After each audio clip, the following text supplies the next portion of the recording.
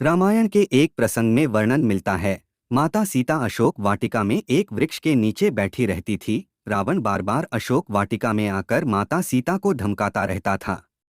जब भी लंकापति रावण उनके समीप आने की कोशिश करता था तो माता सीता एक घास का तिनका उठाकर रावण को सावधान करती थी और कहती थी कि वह उनके समीप न आए, अन्यथा उसका सर्वनाश हो जाएगा। बहुत से लोगों को यह पता नहीं होगा कि रावण के आते ही आखिर माता सीता एक घास का तिनका ही क्यों उठाती थी। चलिए जानते हैं इसके पीछे का रहस्य। लंकापति रावण मां सीता का हरण करके लंका ले गया। लंका पहुंचकर माता सीता अशोक वाटिका में एक बरगद के वृक्ष के नीचे बैठी रहती थी। रावण अपने सैनिकों के साथ बार बार वहां आता और अपनी शक्ति व गुणों का बखान कर मां सीता जी को प्रभावित करने की कोशिश करता, लेकिन मां सीता मौन धारण किए चुपचाप बैठी रहती। एक बार रावण सीता जी को भ्रमित करने के लिए भगवान श्री राम का वेश धारण कर मां सीता के पास पहुंच गया। जैसे ही वह मां सीता के पास पहुंचा, उसका मन बदल गया और वो वापस अपने राजमहल में लौट आया। उसे वापस आया देख रावण की पटरानी मंदोदरी ने उससे सवाल पूछा, आप तो राम का वेश धारण करके गए थे, फिर भी सीता को प्रभावित नहीं कर सके, क्यों? रावण ने जवाब दिया, मंदोदरी, जब मैं राम का वेश धारण कर सीता जी के पास गया तो सीता के प्रति मेरी भावना ही बदल गई, वह मुझे मारूप में नजर आने लगी। रावण ने हर तरह से कोशिश की, लेकिन वह माता सीता को किसी भी प्रकार प्रभावित नहीं कर सका। उसके मन में भी एक सवाल आता था कि आखिर मैं जब भी आता हूँ तब सीता एक घास का तिनका क्यों उठा लेती हैं। वह बार बार कहता, मेरे जैसा शक्तिशाली व्यक्ति को तुम घास के एक मामूली तिनके से क्यों डराती हो। वह भी इसका रहस्य जानना चाहता था, लेकिन इस घास के तिनके का रहस्य माता सीता के अलावा कोई नहीं जानता था। यह बात उन दिनों की थी जब माता सीता का विवाह भगवान श्री राम के साथ हुआ।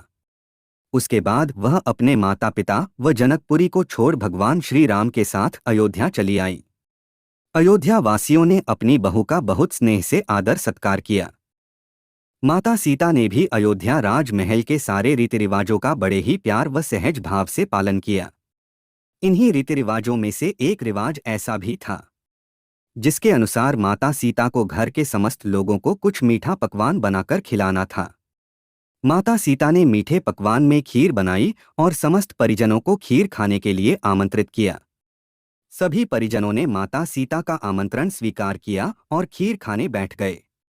मां सीता ने सबको खीर परोस दी, लेकिन न जाने कैसे राजा दशरथ की खीर पर एक छोटा सा घास का तिनका गिर गया, जिसे मां सीता ने देख लिया। चूंकि वो खीर राजा दशरथ को दे चुकी थी और उन्होंने खीर खाना शुरू कर दिया था, तभी मां सीता ने दूर से ही उस तिनके को घूर कर देखा और वो तिनका जलकर राख हो गया।